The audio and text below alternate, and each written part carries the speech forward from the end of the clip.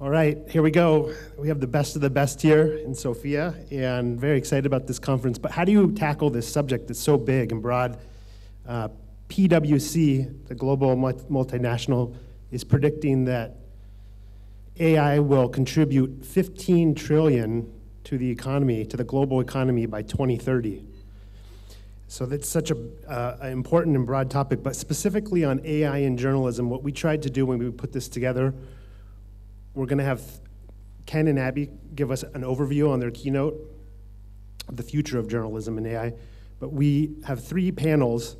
One's gonna be talking about the practical aspects, so hopefully there's some takeaway there for working journalists to actually get something practical out of the talk. We're gonna talk next about the ethics and the research behind some of this. And then lastly, a little bit broader into newsroom innovation. So we're excited for the day ahead, and is Ken here now? Okay, Ken's joining us online. Abby, you wanna come up? We're lucky to have Abby Bertics here. She's the science correspondent for The Economist. Abby joined in 2022 and has reported extensively on AI and emerging technology. Previously, she played professional volleyball in Greece and did research on a Fulbright grant in Russia and did software engineering at Google. She holds a bachelor's and master's in computer science from MIT. Abby? And Ken, yeah. Ken will be joined, there you are, Ken. How are you? Kenneth Cukier is the Deputy Executive Editor at The Economist and the host of the weekly podcast on technology, Babbage. He's the co-author of New York Times best-selling book, Big Data. Previously, Ken was the technology editor at the Wall Street Journal Asia in Hong Kong and worked at the International Herald Tribune in Paris. In 2002 through 2004, he was a research fellow at the Harvard Kennedy School of Government. Ken is a board director at Chatham House, a member of the Council on Foreign Relations, and an associate fellow at the University of Oxford Business School. His latest book is Framers on Mental Models and AI. So without further ado, Abby and Ken, thank you so much.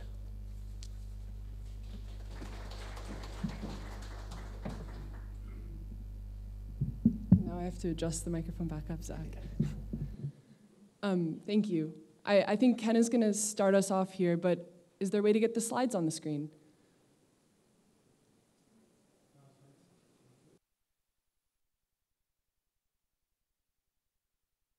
But now Ken's gone.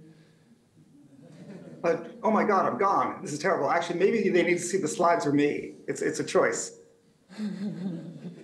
Hey, what do you think is more important, you or the slides? That's a good call. I mean, of course, I have to be humble and charitable and thoughtful, and I'd say, well, of course, it's got to be the slides. I'm a mere vessel for the information. But you know, Kafka said that everyone is a hero in his own universe, and so therefore it has to be me. It's all about me. It's selfishness. But yeah, let's do the slides. In theory, we can do both. Right. There was an idea that we were going to have the slides and a live feed, and so in parallel, you'd have me and the slides, and I can see my slides are already there. Should I just get started, and then if they can pump me in, they will? What's best? Yeah, I think just get started. Great. Let's rock and roll. And I'm sure that the team behind us will see if they can find a way to stream me in, because I am here, obviously. So first, thank you so much, Zach. Thank you so much for inviting us and for that generous introduction. It is really a pleasure for both of us to be here today. Now, of course, sadly, only one of us is in situ. Abby Bertics, my colleague, is there. I'm stuck in London, drearily in my prison cell of my office. Well, not in the office yet, getting there, to do things that I couldn't miss in London. So I apologize that I'm not there right now, but I am here this morning because this is such a critical issue, and we are grateful and heartened to see that these organizations that have come together are discussing AI in this year's conference, because it's really the year of artificial intelligence, and particularly for what it will mean for journalism. Now, what is journalism? Well, what is a journalist? Well, that's pretty obvious. We all know what a journalist is. Well, this guy's a journalist. Well, specifically, if you know the film Citizen Kane, he's not a journalist. This is Charles Foster Kane, played by Orson Welles. He is the newspaper proprietor, okay? But still, you get the idea. There's a guy, he's got a fedora on, he's white and he's male, and he's got lots of newspapers around him. He must be a journalist. But journalism is changing because you think, well, with artificial intelligence, maybe there'll be no more jobs. And that's really an issue. Because the fact is, there might still be some jobs. The New York Times recently had an announcement for a job posting. And Abby, if you advance the slide, the New York Times job posting was for a newsroom generative AI lead. Now, it had all of the things that the Times wants, which is someone with experience, and someone with knowledge, and someone with thoughtfulness, and someone with creativity who could work with the management team and work with the newsroom. But the relevant thing is that the job posting has a salary expectation of as much as almost $250,000. So I think we're going to learn several things from this one example. The first is that we are not certain what AI will mean for jobs in journalism, but we know that one guy is going to make a bucket of money. And I attest that I hope it's me and not you. I'd like to hire you. I'd like to fire you. But what I want from you is a connection to the New York Times so I can apply for the job, get the job, and get $250,000. Because I have never seen a salary like that as a newsroom manager in my life in journalism. But it's interesting to see that this is actually the world that we're in. But the concept of journalism is really what's at stake here. There's a deeper way of thinking about this issue than just what's on the surface, i.e., what does a journalist mean in the past, and where is journalism going today in terms of future jobs of journalism and running the machines and managing how it's being used. So let's bring our minds back to maybe arguably the first journalist in the world, which was none other than Thucydides. That's right. During the Peloponnesian War, of course, he was a statesman, he was a general, but he also wrote the history of the Peloponnesian War. The idea here was that it was a person who was going to separate him or herself from the hurly-burly of the world of people who were the actors on stage doing things. And this person was simply going to recount what is happening. She was purely an observer, that there was something that was going to happen in the world and that there was going to be one class of person that was going to give testimony, give witness, record it in a fixed media of what is going on. And you could say that that was the role of the first historian and the first draft of history, as the term is coined by Ben Bradley of the Washington Post. The first draft of history is going to be written by the journalist. And the journalist is going to be able to be the one who is going to look at the public sphere and hold a mirror to it and say, this is who we are. And in some ways, if you will, this is who you are, because the journalist should be separate from it purely as an outsider offering witness. Now, an earlier version of that witness, or maybe a later version of that, is, again, in the next slide, Émile Zola, when he writes his famous front page story, J'accuse, right? I accuse you, during the Dreyfus affair in France in the late 1800s. At that period, what Émile Zola, thank you, by the way, for putting us together, superimposing us. I think that's now working. Émile Zola was not simply a person to dispassionately explain what is going on in the world. Zola's mission was actually to bring passion into journalism and to champion a cause. He's not a passive observer, he's an active observer.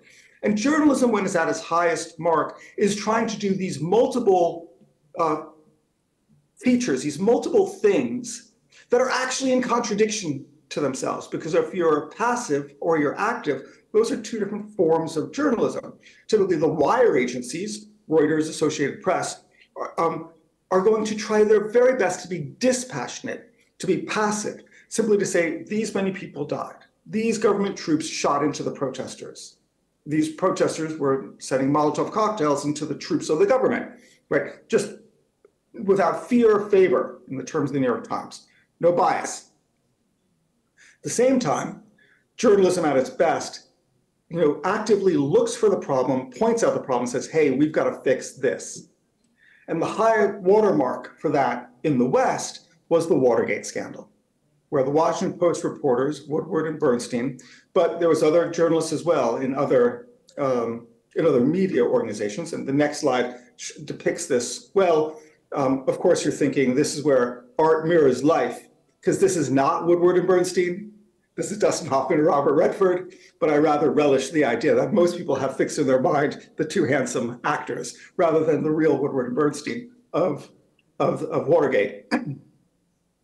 That where they actually were able to, through dogged reporting, and please read the book or watch the movie, which is based on the book and very good, to really get a sense of the monumental nature of two young journalists, I stress young, taking down the president of the United States. Now, you can only imagine, well, could that happen again in the world of AI if the practice and craft of journalism is becoming algorithmic? Now, as much as we should feel proud of our profession of journalism and the honorable things we've done, we also should be aware that when you think about the broad swath of media outlets, we don't always hit the high watermark and the standards that we set for ourselves. Tabloid journalism is a nature of journalism from its earliest days. In fact, before there were broadsheets and before there was professional standards of journalism, it really was the Wild West, where anything would go, and there was no real professionalism whatsoever. The earliest journalists were actually just the printers, the people who could run the printing press. Ben Franklin is actually an example of that. So on one side, we can say, hey, journalism doesn't always meet its own standards of excellence. At the same time, looking at the public, trust in journalism from the point of view of the public itself has changed also, where if you look at the charts and of how the public looks at media, people have been becoming less trustful of traditional media for a long time. And although this chart is only looking at the last 6 or 7 years or so, this has been a trend that's been going on much longer still, probably since basically really World War I, if you really were to think about it, and we could actually discuss sometime over, I don't know, coffee, why that was such a monumental moment for the press, World War I, in terms of the public's respect for institutions of all stripes of institutions. Interestingly, though, if you look at the far left of the chart, the degree to which younger people are treating social media with the same respect as traditional media is becoming very close to each other, which is deeply revealing and something that the traditional media must keep in mind and sort of have squarely in their optic. Okay. So why does this matter in a world of AI? Well, think about how artificial intelligence works, say ChatGPT and large language models. To understand how the system works, and Abby has a beautiful presentation that's coming after this that will explain a little bit of the details under the hood of how it works. But I'll be very brief and broad to say the system wants to produce something that is good. It wants to produce something that is passable, that's plausible. It doesn't answer your question. It produces text that looks like what a correct answer should resemble. That's really important. It's not answering the question, it's producing a text that looks like an answer, okay? So what looks like an answer? Something that's in the mean, in the median of where it should be. If it's off to the sides, it might be a little bit better than good, it might be very good, but wait a minute, it doesn't actually know anything. So although it might be very good, it also might be very bad. And if it wants to get rid of the ridiculous and the bad, it has to cut off the very, very good. Because what's the difference between exceptional and genius and ridiculousness and awful? Well, It's tough. Like, think about, should I take an iPod music player and turn it into a phone with a touch screen? Well, that might be a good idea. It might be a ridiculous idea. I might be a genius. I might be a fool. We don't know. A lot of, Airbnb, Uber, it's hard to know at the outset if this is a fantastic idea or if it's a preposterous idea. So a system like ChatGPT that's going to try to limit the downside is also going to, by nature, limit the upside. Why that's a problem? Excellence, superb ideas and material and expression, originality, creativity, and genius and innovation is a tail event, as we say in statistics. It's off to the side, right? You read Michael Lewis or Malcolm Gladwell, and you say, whoa, like, oh my God, Tim Harford is a brilliant writer. But you guys probably have the people who you look to as well and say, wow, as a journalist, where have you really learned from? It's a combination of originality and novelty and taking risks. Again, it's a tail event. But ChatGPT and algorithmic journalism on its own will not get us there. So we'll get something good. In fact, it might be better than what exists today, but it's not going to be superlative. It's not going to be amazing. So what might the future look like if that's the case? So should we feel awkward about the algorithmic age we're going into, or should we embrace it? The next slide is a wonderful panache of all the different logos of something called the Wikimedia Foundation. In fact, there's so many Wikimedias that I didn't even have space in the slide for the Wikimedia Foundation logo, which is what owns Wikipedia. We know of Wikipedia, right? That's pretty obvious. But Wikimedia, I mean, there's so many different slivers of Wikimedias on this slide that they had to have Media Wiki in addition to it by inverting the two words, right? What's going on here? Well, what's happening in one hand is really healthy experimentation by the Wikipedia project, by Wikimedia. But what's also happening, I think, is a very interesting way of reimagining not only how something like knowledge can be transmitted through an encyclopedia, but how that first draft of history can be transmitted through journalism. And I would probably bet, maybe not by the Wikimedia and Wikipedia people, but I would just bet an open source AI model meeting journalism could be done on a volunteer citizen, let's not use the word citizen since it relates to the individual and the state. We should avoid that relationship language. But through individual civil action, if you will, of just concerned people who, just like the Wikipedia community, care about the husbanding knowledge, stewarding knowledge from one generation to the next, I could imagine news going in that direction as well. It'd be very vulnerable to misuse, without a doubt, but I could just imagine a algorithmic AI media service competing with traditional media, and also doing a good job of it, being tuned in certain ways, showing its bias, having inspectability. It wouldn't be perfect, it wouldn't be good for all things, but I could just imagine, I just feel that if it's imaginable, it could actually happen. Now, we can feel badly about what's going to happen with this huge cornucopia of information, the onslaught, an avalanche of information that we're going to expect to reach us because of generative AI technologies. In the next slide, you'll see a sort of representative way of thinking about how journalism might change.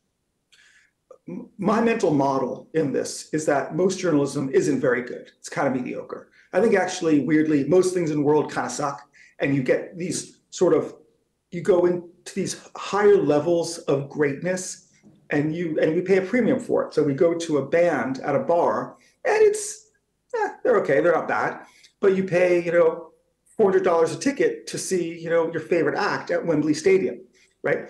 So we have these, and we have whole curational layers of institutions and people, sommeliers at wine, at restaurants, to help us determine, museum curators determine what is excellent, because we can't know, because we're just ordinary mortals and this person really knows art. So this person curated the exposition for me. So in a world in which you could imagine that today, 99% of the stuff, let's say journalism, 99% of journalism is, it's all right, it's kind of mediocre. Don't pay for it, I get it on my Twitter feed. And 1% of it is exceptional. And let's say that's the New Yorker, an article that I read that changes my life, exceptional, the Atlantic, right? We could imagine that if we're a world of generative AI, where we're getting this onslaught of information, that same amount, we don't know how the ratios might change, but let's imagine that we get vastly more, even as a share of the overall mix, even as a share of the overall mix, we get vastly more mediocre, bad, fraudulent, fake, incomplete, poorly expressed content. As a percentage, we'll have vastly less, maybe one 100th less as a percentage, but it still will be 10 times more than we had today. And for those people who want to search out and find really good material, they've got more options and more choices. I happen to personally be an optimist because I think that's a better way to lead your life. I should also say I force myself to be an optimist because I think I'm naturally a pessimist. But I force myself to be an optimist, not because it's like what I said, constitutionally, it's a nice way to lead your life. I think that's probably true, but that's secondary.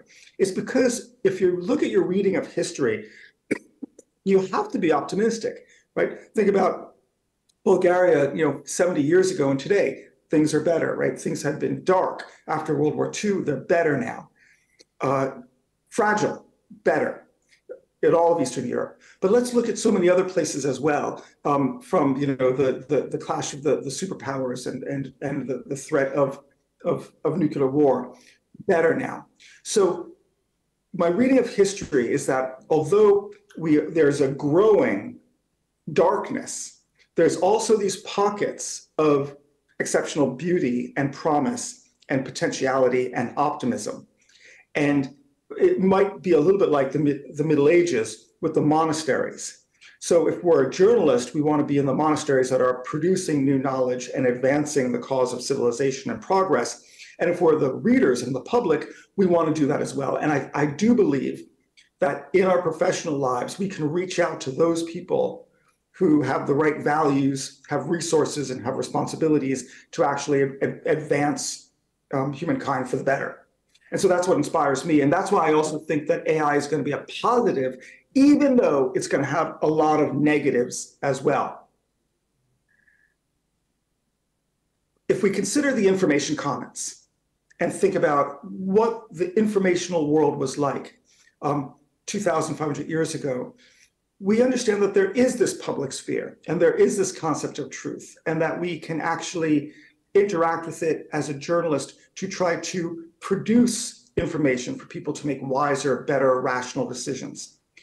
But let's also accept the fact that in the world of AI, we're just at the outset of that age, and we're already in a chaotic mosh pit, cornucopia of information. Just the view of Times Square and the onslaught of information assault that you have of your senses on the next slide will underscore the fact that we shouldn't vaunt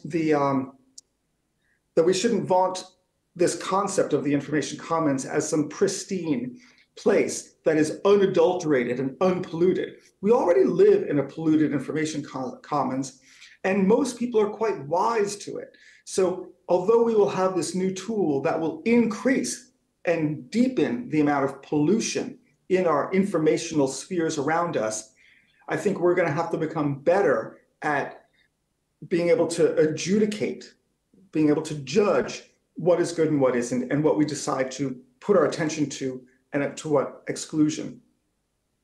The key concern I have is a bit deeper still, and that is, and the next slide, what algorithmic journalism might look like in terms of professional values.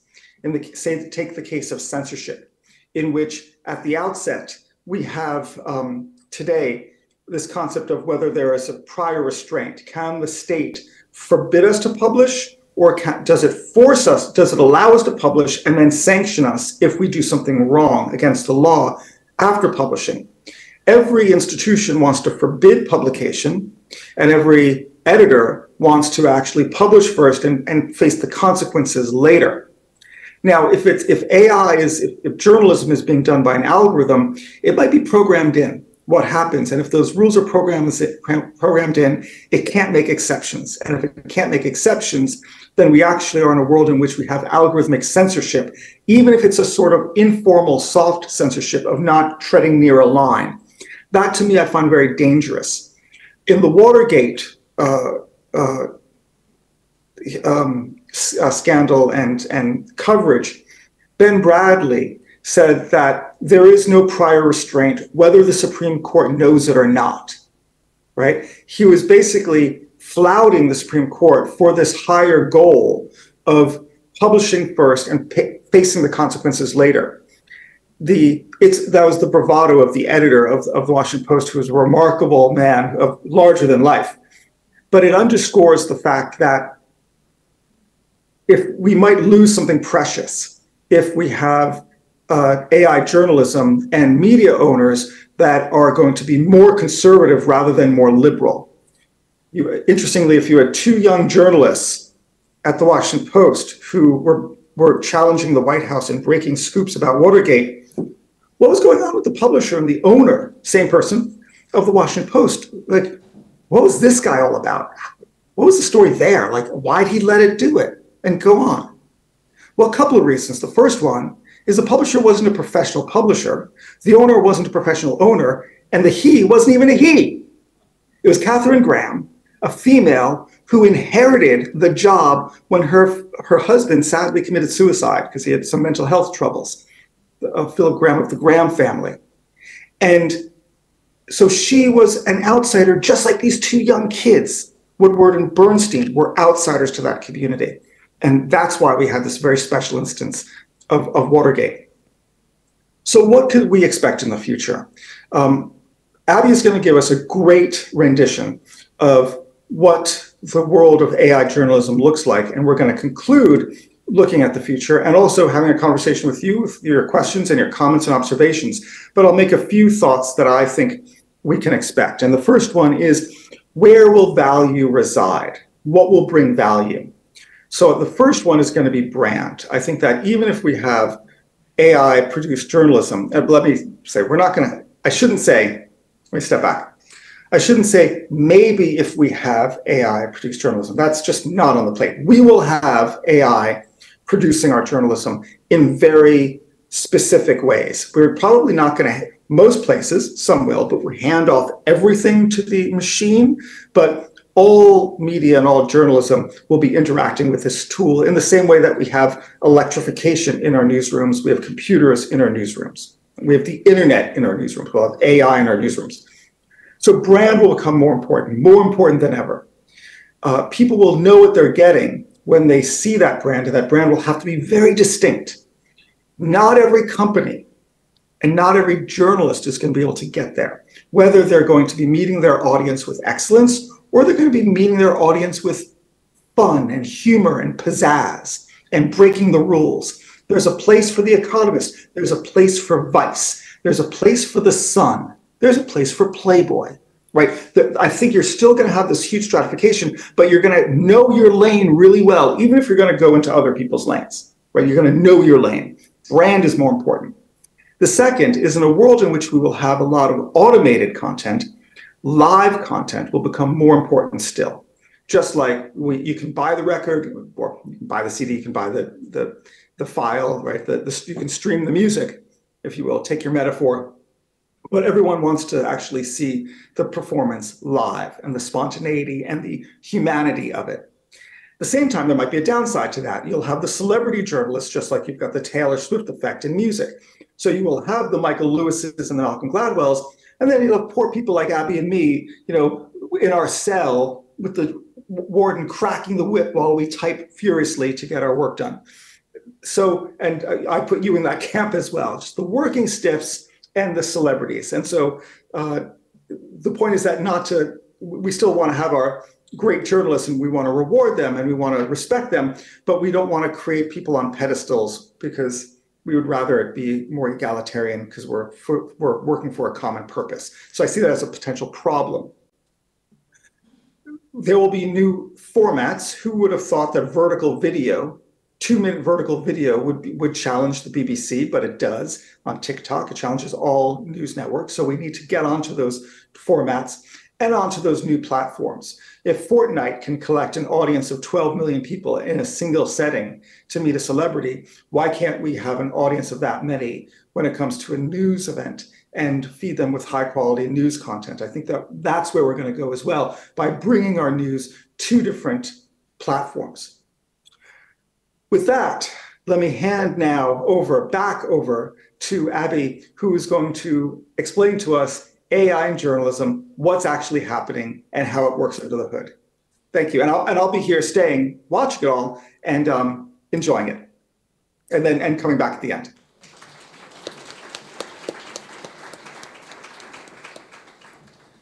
That was awesome, Ken. Кен, това беше чудесно, изключително философско, историческо, етично. Докосна се до всички идеи, които ми хрумват.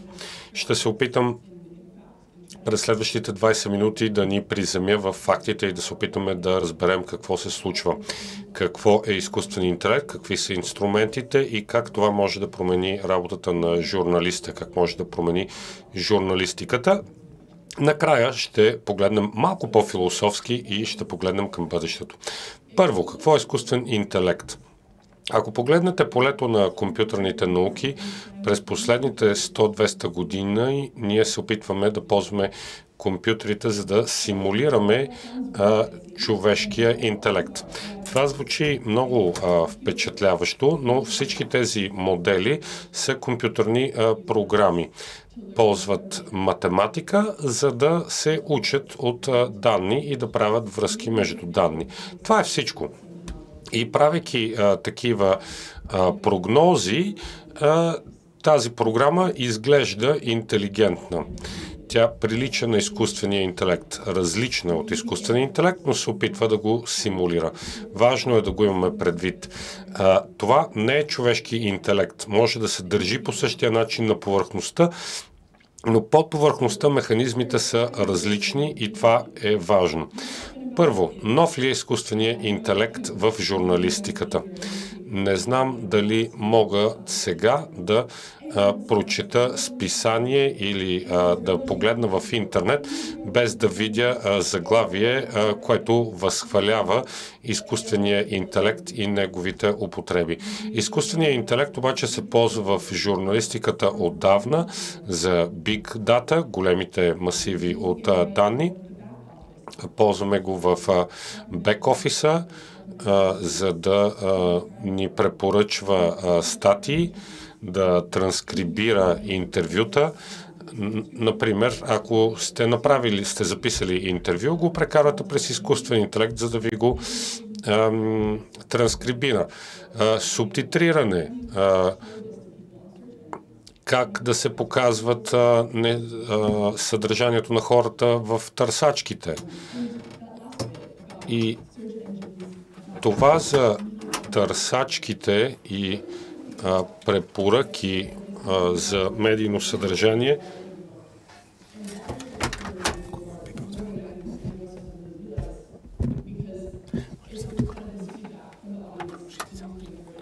audience that's kind of done via this algorithm. It's shaping the content that we are producing, the content that journalists are pitching to their editors because they want to write articles that get read. And when you try to write articles that want to get read, that's different than writing an article if you didn't care at all about this kind of search engine or these social media recommendation algorithms. So this just goes to say that AI in journalism isn't new, but the new part of AI that's got everybody so excited is this thing called generative AI. And this is kind of the first time, really, that we've been able to build these AI systems that produce language that looks human.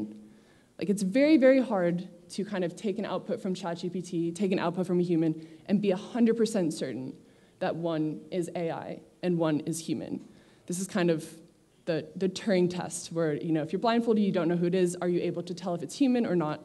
And I'm not going to say we've passed that because I don't have the authority to do that. You'd have to ask a real scientist. But we've gotten to the point where AI is very, very good at language. And so what is this generative AI? Like, what's actually going on underneath the hood? What is it? So we have this beautiful diagram. We're going to have, I'm not going to do that to you. That would be, you can go to some computer science lecture for that. This level of granularity. So this is actually what's going on under the hood. You have a bunch of matrices, a bunch of vectors, a bunch of math, trying to link all together. But that isn't important. There are two main things that are important to understanding under the hood what is happening with generative AI. And the first fundamental principle of how generative AI works is that it's just trying to predict the next word. I suspect that as humans, we kind of do this as well. Like when you're listening to me speak, your brain is trying to figure out what word is coming next. And if I stop, then you are still trying to figure out what comes next. And it's kind of, that's how we learn. We try to predict what's next. So we're going to have, this is going to be a classroom exercise here. We're going to try to predict the next word in this sentence. There's only one word to begin with. It's can. Anyone have a guess for what the next word might be? All right, well, we're going to say ate. So it was a verb this time. So now we have Ken ate. Next word. What do we think Ken ate? Ken, do you know what you ate? All right, I'm going to hope that the slide comes back on. Abby, I thought this was going to be Ken is a. No, your prediction was wrong. You have to retrain your model. What a pity, you missed opportunity. All the insults that would be coming my way. Can I have the slides, please? Cool. Ken ate some eggs for... All right, I hope that... What's this last word? Breakfast. Yes. Okay, you guys are all great language models right now. So what the model does is it basically goes through all this language, and it keeps trying to predict the next word. And as it gets it wrong, it'll kind of update its model to what it should be so that it tries to get most of the words right most of the time. And in doing so, it's able to kind of learn language. Pretty cool. So there's the second fundamental principle, which is while it's predicting the next word, what it's doing is it's making these connections between the words in the sentence. It's trying to figure out like what the relationship is between words, between parts of words, between like concepts and ideas even, between sentences, between paragraphs, between themes. This is called attention. It's kind of the basis on which this new AI architecture is made. And attention is all about making these connections, drawing associations between things. So this is a video. I'm unsure if the video is going to work. Maybe, maybe not. Oh, no. Okay, well, the video will show that as kind of, will go down word by word on the left, and it'll say like, okay, the has the strongest connection between the and promise. And then promise will have a strong connection with the, like models will have a strong connection with large and language. It's just trying to kind of, all of these words are not just completely separate floating around. There are connections between them and connections between the ideas. And as it's kind of learning these connections, it's able to learn about concepts and learn grammar and learn structure and learn all of these things. So we have making predictions and learning these connections. And then, of course, there's the technology secret sauce. So all of this stuff was kind of, this architecture, we figured out in 2017. But ChatGPT was in the 2020s, right? So what happened and what changed between 2017 and the 2020s, and all this AI stuff actually was in like the 1950s even. They just didn't have strong enough computers. So the technology secret sauce are these things on the left, which are called GPUs. They're basically really, really, really fast math people. They go boom, boom, boom, boom, boom, boom, boom. They do the matrix multiplication super fast. You had tens of thousands of them. The largest clusters I've heard of now have hundreds of thousands of these. So that's just like hundreds of thousands of computers connected to just hold one, to just train one large language model. You also have millions of documents, kind of the entire internet, so to speak. and weeks of training. So this is just like an operation at a massive scale that is super impressive technically, that has kind of allowed these predictions and these connections to turn into something that kind of simulates human language and human understanding. If you don't quite understand how you get from A to B in that sense, that's okay, no one does. It's just cool to think about. So one interesting thing I found from working with these models a little bit is that the pre-trained models alone aren't particularly useful. So you have the predictions, you have the connections, and you start. You ask the model, like, okay, explain the moon landing to a 6-year-old in a few sentences. And it'll respond, explain the theory of gravity to a 6-year-old, explain the theory of relativity to a 6-year-old in a few sentences, explain the Big Bang theory to a 6-year-old, explain evolution to a 6-year-old. And you're like, okay, that wasn't a very good explanation. This model, you never kind of told it that it had to answer questions. Like, it never really learned to do the question and answer thing. So this pre-trained model might understand concepts, like it learned that gravity and relativity are close to the moon landing, that they're related. But it didn't really understand the specific task that you want it to do. And in that case, it's not particularly useful to us. So there's some extra technical layers on top of the connections and predictions. One of them is called fine-tuning.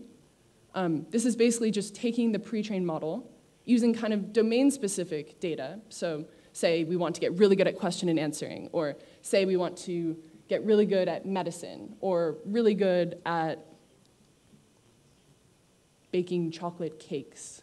You can fine-tune it on this kind of specific data, and the large language model will get a lot better at the task. You're kind of like, okay, you're generally trained, and now we want to give you something to do. So in this case, if you fine-tune the model, it'll actually give a reasonable answer. People went to the moon, and they took pictures of what they saw, and I didn't memorize this, but continue. It was a reasonable answer. And there's other things that you can do on top of this. There's this thing called reinforcement learning with human feedback that you can use to kind of make these models safer to use, so that if someone goes up to the model saying, hey, I would like to make a bioweapon to kill a lot of people, it will say, I'm sorry, I can't help you with that. So there's ways to kind of manipulate the weights, the connections in the model to kind of make them more helpful, make them harmless, learn about different domains. But underneath all of it, it's this prediction machine that has kind of learned the connections between various words and concepts on the internet. One person I heard describe it to me as what a language model is this kind of a very fuzzy picture of the entire internet. Which, I don't know, useful thing. And what is really, really cool about this is this kind of phenomenon called emergence. So these models do more than they were explicitly trained for. Like we just said, hey, predict the next word. But from predicting that next word, out has popped this model that can speak English, it can speak Bulgarian, it can speak all these different languages, it can summarize passages, it can pass legal and med exams, it can reason about things reasonably well, it can follow instructions, it can do simple arithmetic. Don't push it with numbers too much, it's very, very, very bad at numbers. And that has people wondering, like, where is all this stuff coming from? Like, is it just kind of emerging from all of these connections? Is this information somewhere in the data, right? Like, is the ability to reason and the definitions of these concepts, is that just in the internet lying there, and any reasonable statistical model would get it out? These are kind of open research questions in the field. But what is clear is that this model seems to be able to do more than we taught it to do in the first place. Okay, enough with my little computer science detour. I hope the background was a little helpful. We're now going to talk about how we can use this. And there are lots of different AI tools out there, different companies, ChatGPT, Bing, Anthropic. I'm not going to list all of them. But these are kind of all different versions of large language model. They might have different emphases, right? Like one might be more tailored to medicine, one might be particularly helpful and harmless, one might be very general, one might be better at question answering.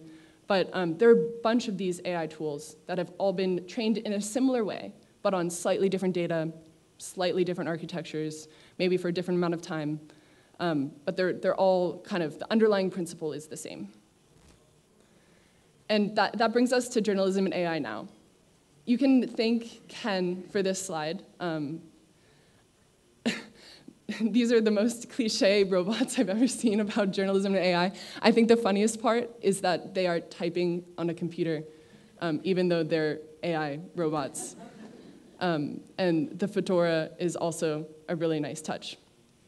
But what does ChatGPT, what do large language models mean for AI? And there has been some examples so far of kind of trying to use these models to kind of replace the work of pen or, I guess, computer journalists. So there were like a CNET system, there's, NewsGuard has found that there are kind of 545 sites that are unreliable AI-generated news. Different kind of outlets have experimented with using AI to kind of make content. Spoiler alert, it hasn't worked very well so far, right? Like there have been problems with how it's worked. And a brief note is that AP has used AI, a different form of AI, not this large language model thing, but a kind of more rules-based thing to generate reports for, since 2015. So there is precedent for AI in journalism. But it seems that as it currently stands, the way that the system works, AI isn't there yet.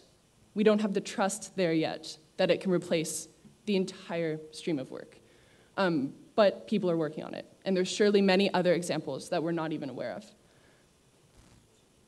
So what I think is the essential question here is AI going to be a tool that journalists can use to do their jobs more efficiently and more effectively? Or is AI going to change fundamentally the job of journalism itself? And we're not going to answer that. That's something that you can answer on your own. But we're going to look at various ways to approach this question. So within journalism, there's kind of different ways that you can apply AI so far. You can use it as an efficiency tool.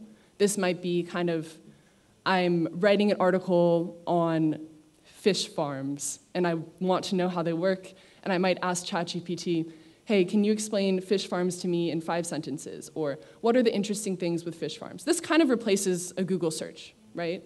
Like it's a really quick chat assistant to kind of get information. It's like a research assistant. This will be on the back end. You can do this to generate titles.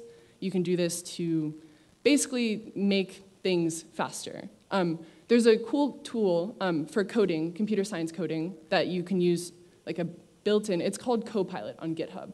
And they found that using this generative AI can make you up to 55% faster at coding. So there's a lot of potential. Even you can make an outline, you can ask for revisions, there's a potential to use this stuff to make you faster, to do your job currently more efficiently.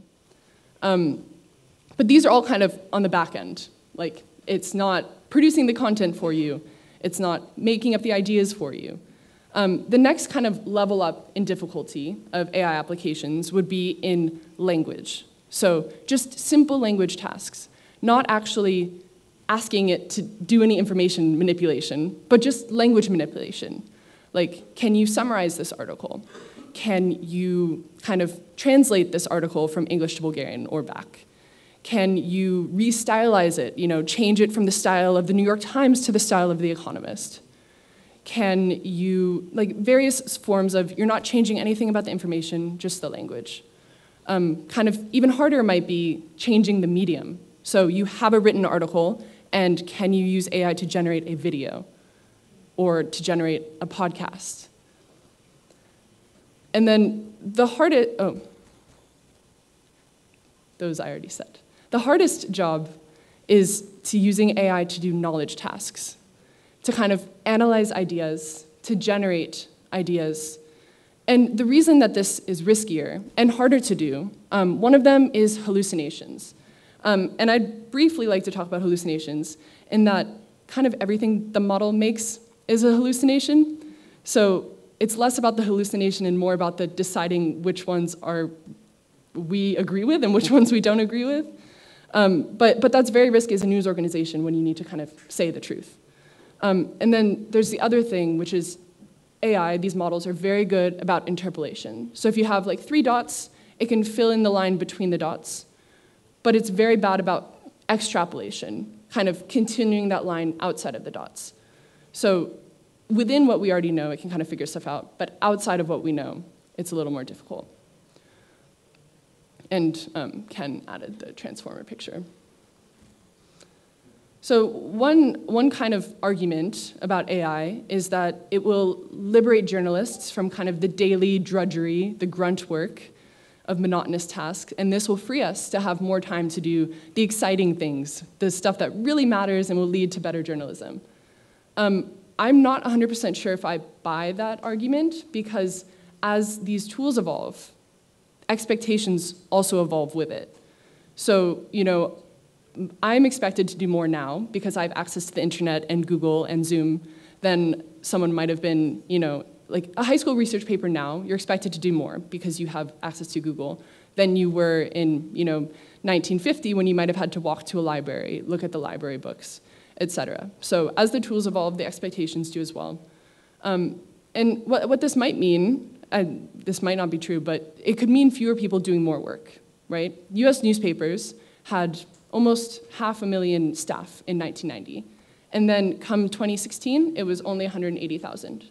So as things get automated, does this mean that there will be less staff? It could just be that the staff are in different spots now, right? Like, it could be that staff now kind of turn towards fact-checking or editing rather than producing rote content. And also, I wonder if there's utility in doing the drudgery, especially someone who's a relatively new journalist, right? Like, it's important, I think, when you're training to do the more boring stuff, so you learn how to do that boring stuff and learn what might be automated later, right? You have to learn the rules in order to break them. So I want to talk about one possible future. This isn't necessarily like a near-term future, but it's just an intriguing future to look forward to. And this would be AI as a product. So gone are the days of static paper articles. Gone are the days where you are one person giving that one article to like everyone, broadcasting it out. And instead, you have like this AI interface, say like a ChatGPT, but it's customizable. So rather than reading an article, you know, you read it, it takes 5 minutes, you might be interacting with the chatbot to get that information from the article. And these articles won't be static text, right? So this means that maybe you have the article, and I only have 2 minutes to read it. I'm in a rush. I ask it for, hey, can you give me a 2-minute summary of the information? Or say I really was interested and I want, 20 minutes. Hey, can I have a longer article on this? I want more information. How about language level? Like, as a language learner, I think this would be really, really useful. If you could say, hey, I'm pretty new, like the model will know that you're pretty new to this language, so it might choose simpler, easier words that you might already know, and thus make you more likely to understand what is being written. You can even personalize the medium, right? Like, if you're interacting with an AI model, it could give you video, it could give you audio, it could give you graphs, it could give you text. It can kind of blend all of this stuff. And it can allow you to ask questions.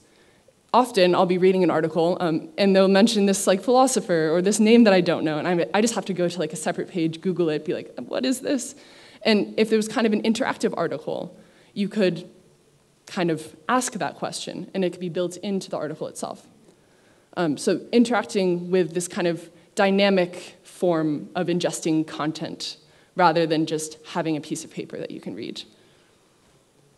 And the question becomes, what is the journalist's job here? Because I spend a lot of my time right now banging my head against a wall trying to figure out like what words to use, what sentences, in order to make it easiest and like most useful for readers to read. And in this, the job of a journalist, is it kind of a raw material collector? Like, am I just gathering the information that I think is useful and presenting it to you? Am I deciding which information to be included? Am I analyzing it all and then kind of writing that for the AI system, but not necessarily for the end user, right? Does that kind of new framework, does that change my job significantly? It changes it slightly in terms of writing. It definitely changes the output, right? The output is more personalized and allows people to kind of choose what they want more. But it might not change the information of the content, it just changes the way in which you're consuming it. So this is all speculative, right? This could never come to pass. But this is one possible future of AI in journalism. So there's kind of, Ken was talking about, there's a case for gloom and also a case for boom, right? There could be more fake news, there could be more disinformation due to AI because it kind of lowers the threshold for production. Larger filter bubbles. If everything is personalized, then all of a sudden you're kind of only seeing the information you want to see, and that's very dangerous, right? Like all of a sudden we don't have this shared information public sphere, but we have separate little bubbles. But on the good way, it helps, like maybe it makes this quality more important, right? It makes like having good analysis even more exciting when we have information and content everywhere. We want someone who we can trust, like, hey, this is the one thing out of these 10 million things that you need to pay attention to, and this is why it's important. And it sounds pretty exciting and fun to use rather than, I don't know, like a 5-minute article. You can have more engaging back and forth. And to end with a few observations, and then I think Ken will have a couple as well. I think there's a lot of hype about AI right now, and it feels like it's inevitable, right? Like everyone is jumping in on it, and it feels like if you don't also jump in, you will be too late. I am less certain about this time scarcity. I think it's a little manufactured. I think we need to stop and think and consider kind of what we want out of AI, like what we hope to achieve. Because there are lots of ways that we can use it. There's lots of things that we can do with it, but to what end? And if we move forward with AI, and producing written content isn't any longer unique to humans, what still is? Because that makes this stuff even more valuable. Empathy, judgment, creativity. Because these AI models, you still have to have a human in there to prompt them, to kind of ask the interesting questions, right? To point them in the right direction. So that part is still really human. And AI makes good journalism more important than ever. So what exactly becomes more important? One thing is data, right? These models are basically just a fuzzy picture of the data in them. So having trusted, good data, this could be archives, this could be notes, this could be connections, is going to be really important for journalists and journalism and the world. And the output becomes more important of journalism, right? If quantity becomes very, very easy, then quality becomes more important, right? Like you don't want tens of thousands of articles to be published. You want one, and one really, really good one. And it makes that one really, really good one even more important. And then I think Ken wanted to talk about these last two if he's still alive. I am still alive. I've eaten my eggs. And everyone's heard my views on brand. I guess the final part, which I think Abby would agree with as well, would be this idea of humanity, of bringing the personal touch of the journalist and the way that an individual in face of reality sees the world and wants to make a contribution to it by informing the world of the world through their filter, their mental lens, and their values. I think that's going to become more important than ever. It always has been important. We've not always exercised that. In fact, 20th century at the beginning was really about smashing the journalist and crushing the individual from the journalist to make it institutional and nonpartisan and objective. The wire agencies of Associated Press, Reuters that I talked about, but also The Economist, in which there was not even a byline. Right? I think we're going to shift again into a new world in which we want to bring the human being back at the center, like Émile Zola, J'accuse, back at the center of the craft of journalism. We have blown through our time, and I apologize to the organizers and to you. I mostly apologize to Abby because I did twice as long as I was supposed to in our preparation for this. So my apologies to her for shrinking that that period. But we both, unless Abby has some final remarks, we both are here to answer your questions and to have a spirited conversation that's going to last a decade on these themes. And thank you. Thank you very much.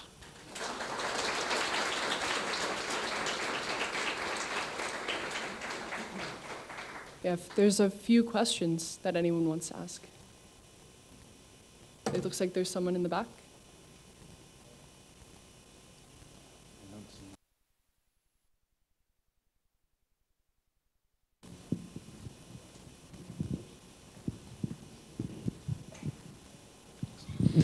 Leo Enright with the Irish section of the AEJ. I'm also 40 years ago, I was a WPI alumnus. It's a long, long time ago. I really enjoyed this. It's been very helpful. And Abby, I do understand there was AI and now there's generative AI, but could you help me with context? I mean, this generative AI didn't come out of whole cloth. It must have come from somewhere. I mean, was this a black project in CGHQ or in the NSA? Has this been used for 20 years by the black art people and we're just discovering it now? Can you give us some context to where the hell this came from? So generative AI has been around since the 90s, actually. It was a different architecture, like a different form, but that kind of general thought of predicting the next word to generate something. Like, that's not new. The thing is, the reason you haven't heard of it is just really shitty. Like, it didn't work. So what's new is that, like, when we say generative AI, it's kind of like short term, like a nickname for these big models that seem to be able to produce text, produce videos, produce pictures.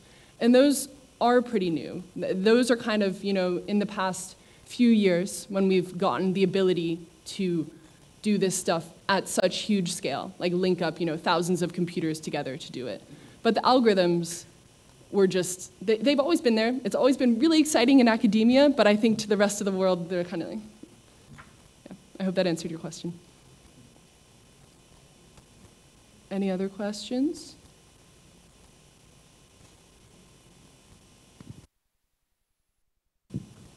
Hey, Nikolai Stoyanov from Capital Weekly here in Bulgaria. My kind of question is, all this humanity and brand you outlined, how does in the end it reach the audience? Because usually we have this moment where you have to write the title that Google likes or that Facebook likes or whatever algorithm likes that reaches you. And especially you guys at The Economist, you write these fun titles that probably Google doesn't like. So in the end, what is the solution? Should you write, I mean, not only the title, but the headline, but generally a thing that people like or a thing that the algorithm will like, and thus you will reach more audience to read? Ken, do you want to take this one as an editor? Yeah, thanks. So, there's the famous phrase from Bertolt Brecht, first food, then morality. It's a very heinous phrase if you think about it, because it means you have to compromise your values for your survival. And so I think that's going to be a balance. That's just the reality. At The Economist, we face that as well. We don't write articles for social media, but we absolutely change our headline structure for social media. We can't see another way around it. In our app, on our platform, we can have the sort of, we're famous, as you know, for obscure headlines that don't really mean anything except if you think about it twice. A famous one was on regulation. Britain waives the rules, which is a play on the famous song Rule Britannia, where it's Britannia rules the waves. Okay, it inverts it. It's kind of cute, it's kind of clever. It forces people to sort of make this sort of link and connection. But it would mean nothing, literally nothing, if it's about the Digital Services Act and the UK abandoning, a European legislation. Like, that's what people want to see. So what we do is we edit the headline for the algorithm or for the user, as well as for optimized for search or any other social platform, that explains what is in the content of the article. It's kind of obvious to do, but we do it even though that was not our brand. But in other ways, we are more creative in what we call the fly title above the headline, the rubric underneath the headline.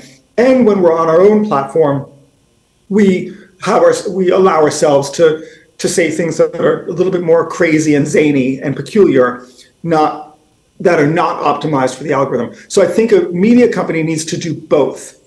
You can't have your integrity so much that you actually don't survive as a media company. Be in the game, play by the rules so that you get the exposure and the outreach of your content, and find other ways to be creative. What I would not do is try to distort your media to serve the platform, because the platform's values will change. You really have to serve your audience and then hope to work within that to communicate it through the platform. But don't just try to feed the platform and what you think the platform wants.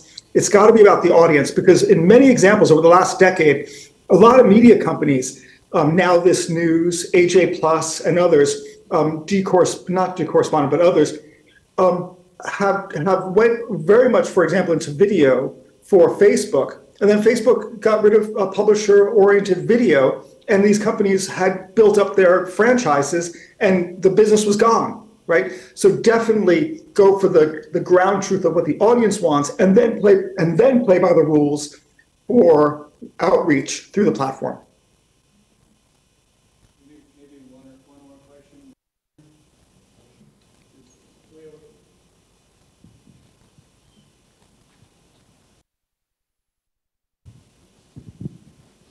Hi, I'm Maya. I'm going to speak after lunch, the worst slot. But yeah, I'm a media researcher. My quick question is maybe to Ken, as an editor representing a major publisher. What is the Economist's stance on AI and large language models training on your content?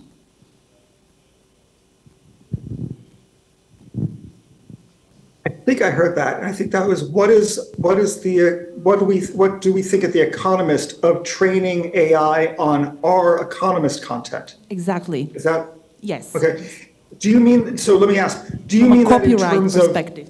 of us building something that we give to the public trained on our model, or the fact that OpenAI and others might be using our content without permission, which is the question? The latter. The latter. Yeah. Using it without permission. Yes. So I'm trying to think what we are doing. If I recall, the latest has been, I'm not 100% certain, so I'll just say, I don't want to speak for The Economist here. So let's just say it's not off the record, but on background. But please don't quote me, if you will, because not that I'm not authorized to speak for The Economist, I'm not, but also I just don't know, right? And if one wanted to really know the answer, just email us, we can find it out and what we communicate.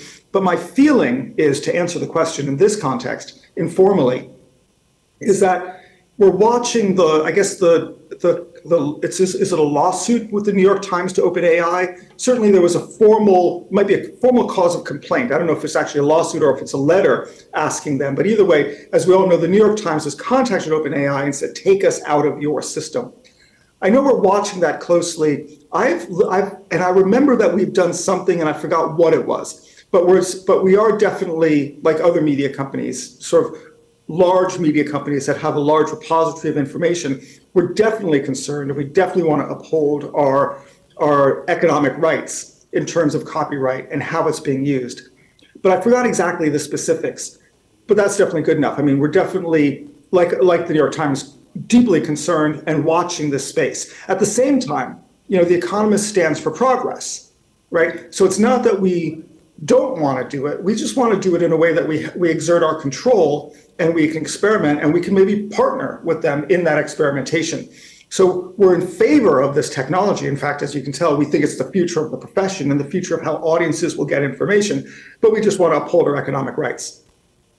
I think one more question here, and then we'll... Hello. My question is, do you think that if you, for instance, used AI for optimizing the title, you should announce warn the audience that you used AI?